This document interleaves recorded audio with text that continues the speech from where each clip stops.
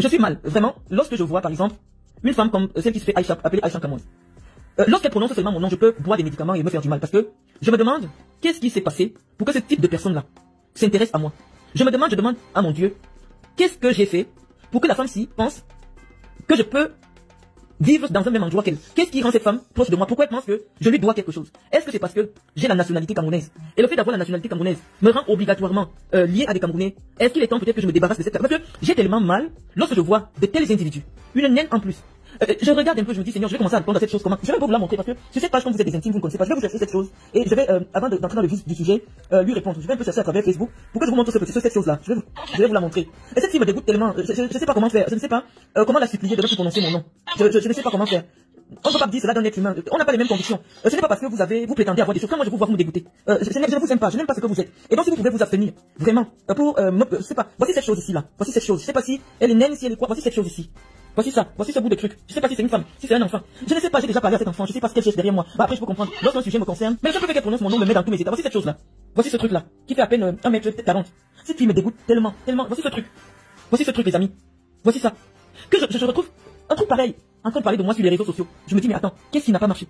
Elle m'a déjà rencontré quelque part dans sa vie. Est-ce qu'elle aurait déjà eu des amis qui me connaissent ou qui m'ont déjà vu? Je ne sais pas. Et après on se dit, ah c'est la sorcellerie des réseaux sociaux. Elle reste sur son téléphone, elle clique, et elle entend parler d'une personne qu'elle n'a jamais rencontrée de sa vie, qu'elle n'a jamais rencontrée de sa vie, avec qui elle n'a rien en commun. Elle se sent familière parce que grâce à sa connexion, elle peut venir entrer dans la vie de Marlène et Voodoo, et elle peut même se permettre de pouvoir dire des choses sans crainte de poursuivre, parce que oui, malheureusement le foot des réseaux sociaux fait que on n'a pas le temps de poursuivre tout le monde. Ce que je subis actuellement étant en Occident, c'est comme quand j'étais en prison. Parce que quand tu es en prison, tu vois quelqu'un qui ne peut pas travailler chez toi. Il te parle, vous êtes des égaux de la prison. Vous êtes égal. Tu es en prison, il est en prison, tu l'as dépassé quoi. Donc tu vois le manque de... Il faut apprendre à digérer pour supporter la prison. Parce que tu vois quelqu'un qui poussait souvent les caddies quand tu venais au marché. Puisque vous êtes en prison, la personne considère que tu es son égal. Et c'est la même chose sur les réseaux sociaux. C'est-à-dire que nous sommes enfermés dans une bulle cybernétique qui fait que dès lors que vous êtes intervenu sur ce média-là, toute personne qui a sa connexion vous prend pour son égal. Et donc j'ai dit, il y a des personnes vraiment, si par humanité, on peut aller leur demander de ne plus prononcer mon nom. Parce que ça, je n'aime pas ce qu'elles sont. Je ne les aime pas. Je ne veux pas parce que la connexion spirituelle qu'elles veulent créer avec moi, je ne les connais pas. Je ne les aime pas. Je n'aime pas d'où elles viennent. Je n'aime pas ce qu'elles sont. Je n'aime pas ce qu'ils sont. Je sais pas pourquoi. Je ne peux pas avoir mon problème sur Facebook et que cette race ne s'intéresse pas à moi. Mais j'ai dit, je vais quand même prendre le soin. Parce que je vois que elle a des préoccupations. De comparer. Je ne veux pas comparer sa vie à la mienne. Aïcha Kamoise, j'ai pris le temps d'aller rechercher ce que tu fais en France comme activité. Parce que je dis que à un moment donné, lâchez les baskets aux gens qui ne vous ont rien fait. Le fait pour moi d'être plus belle, plus instruite, plus nantie que ta maman ne fait pas de moi ton ennemi. Parce qu'ici dans ce direct, tu veux présenter celle qui t'a mise au monde. Celle qui t'a mise au monde et qui t'a amené en France. Par des voies et moyens que je ne vais pas discuter. J'ai regardé tes documents officiels dans les sites français. Parce que je parle toujours avec des preuves. Je vois que vous aimez, je sais pas ce que ça vous donne. Je sais pas ce que ça vous apporte que je parle de vous. Peut-être sur des pages où vous savez qu'il y a des personnalités. Je sais pas ce que ça vous donne. Mais je vais peut-être souvent m'intéresser aussi à vous. Parce que vous avez besoin de mon aura. Vous avez besoin de mon aura. Et voilà, peut-être c'est mon aura qui vous intéresse. Vous voulez aussi vous sentir important parce que je parle de vous. J'ai des problèmes avec des gens que j'ai déjà vus, des gens avec qui j'ai déjà marché. Ça ne vous concerne pas. Pourquoi vous voulez absolument rentrer là-dedans? Je ne comprends pas. Je vais montrer au Camerounais ta maman. Voici ta mère. J'ai entouré ses chaussures. Pour montrer dans le genre de chaussures que ta mère porte en France. Je vais montrer au Camerounais. Voici ta maman. Elle fait la prostitution dans le camion en France. De sources sûres. Voilà le genre de chaussures et le genre de vêtements avec lesquels elle marche en France. Parce que tu as dit que je devrais te respecter en principe parce que j'avais dit que je vis dans un château. Je ne sais pas où tu m'avais croisé. C'est la sorcellerie. Alors, je suis allé chercher ta boutique. Voilà c'est ta boutique. C'est un bout de garage. C'est-à-dire que le garage d'un immeuble, tu as creusé 2 mètres carrés. Tu as installé 5 perruques. Voilà ta boutique.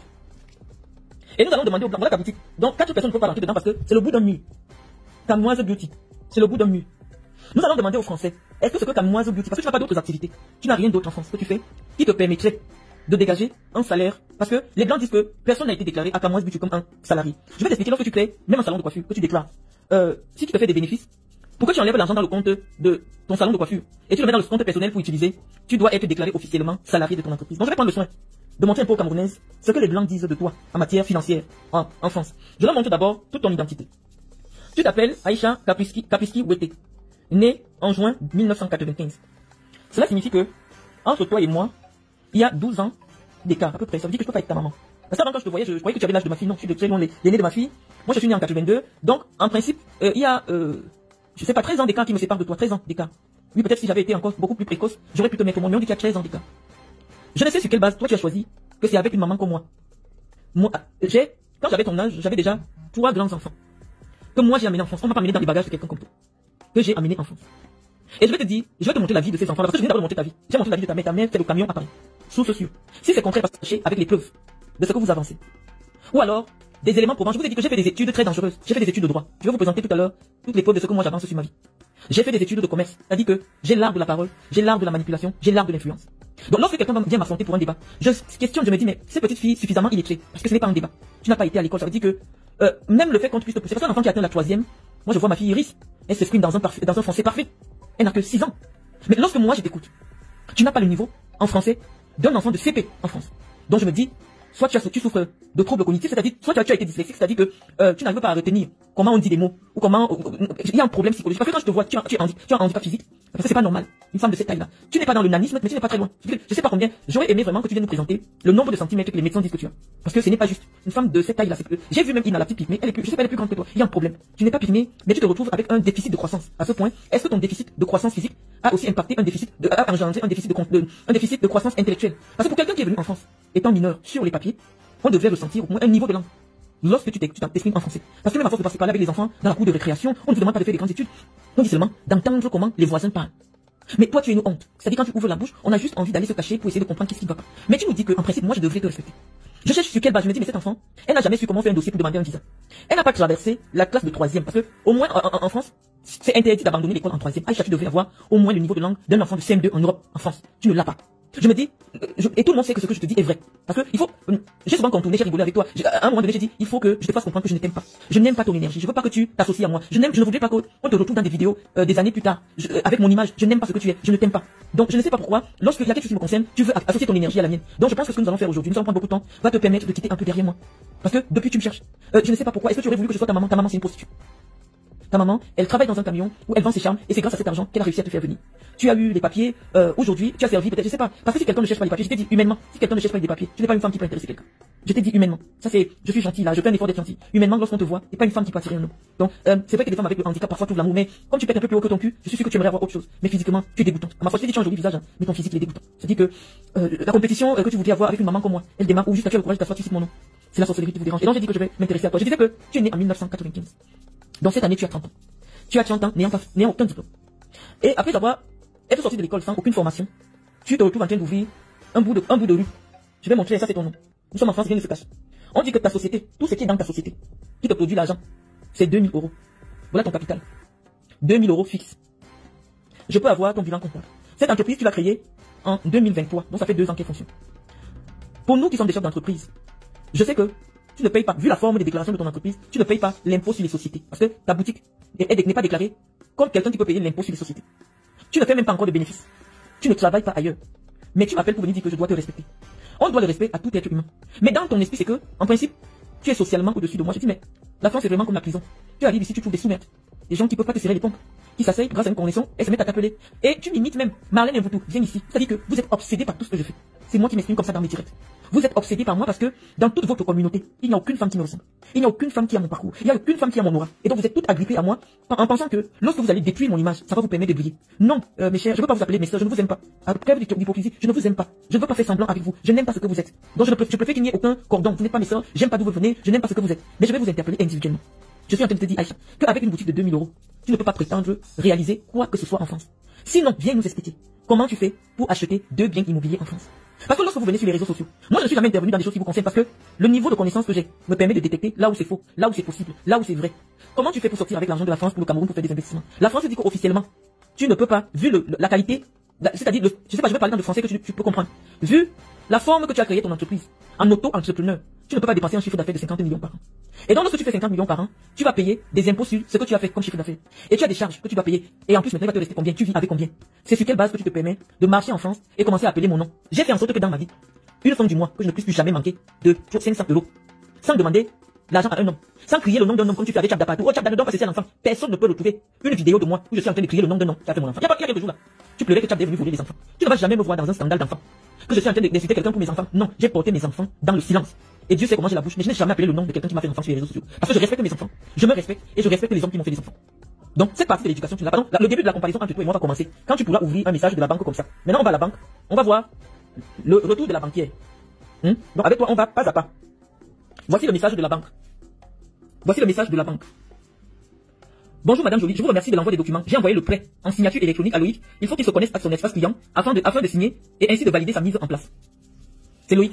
C'est le deuxième enfant que j'ai eu. J'étais en deuxième année de la faculté de droit. Toutes mes copines sont ici. J'ai porté mon enfant, je l'ai amené en France, j'ai jamais rien demandé à personne.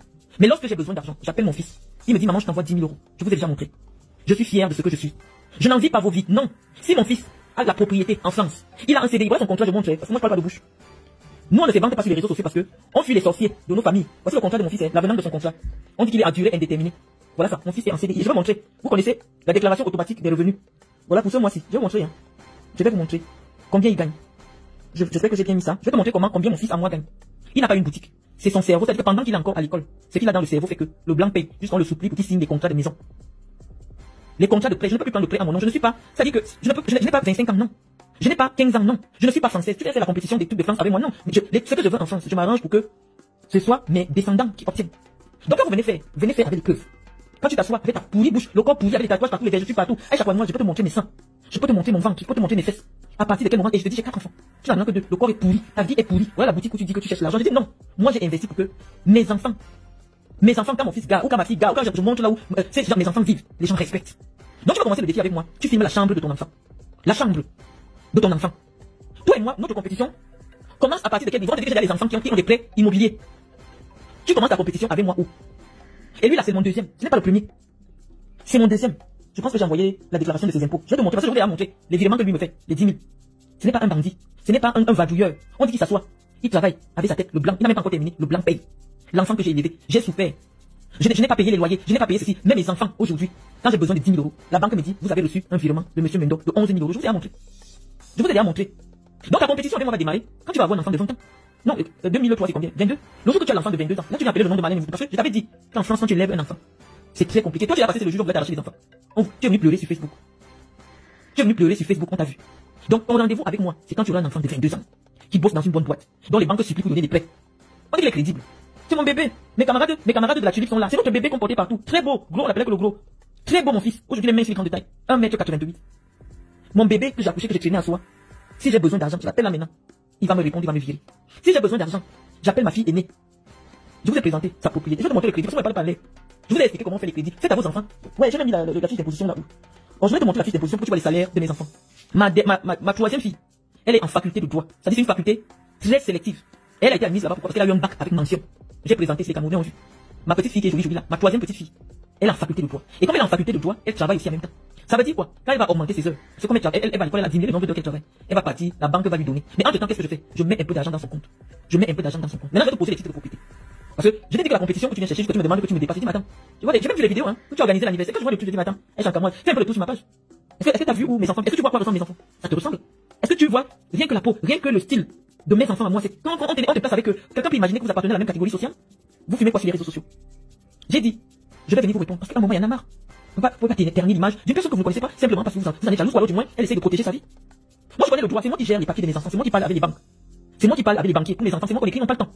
Je sais faire les montages financiers, mais je sais qu'avec mon nom, moi je suis pas française. Je ne suis pas française. Mes enfants ils ont passé tout leur temps en France, ils sont nés ici pour certains. Donc l'Afrique c'est pas leur affaire. Donc tout ce que je peux vouloir faire au Cameroun, c'est pour mes vieux, ça ne les intéresse pas. Eux c'est la France. Eux ils sont français. Leurs amis sont français, ils n'ont rien à voir avec les Camerounais. Vous ne verrez jamais aucun de mes enfants en train de commenter, en train d'insulter les gens sur les réseaux sociaux. Ils sont complètement déconnectés. Déconnectés de l'Afrique, déconnectés des Africains. Il n'y a que ma fille qui a repris la direction de ma fondation, qui vient s'occuper de ce qui se passe là-bas, parce que je me suis retiré de la fondation.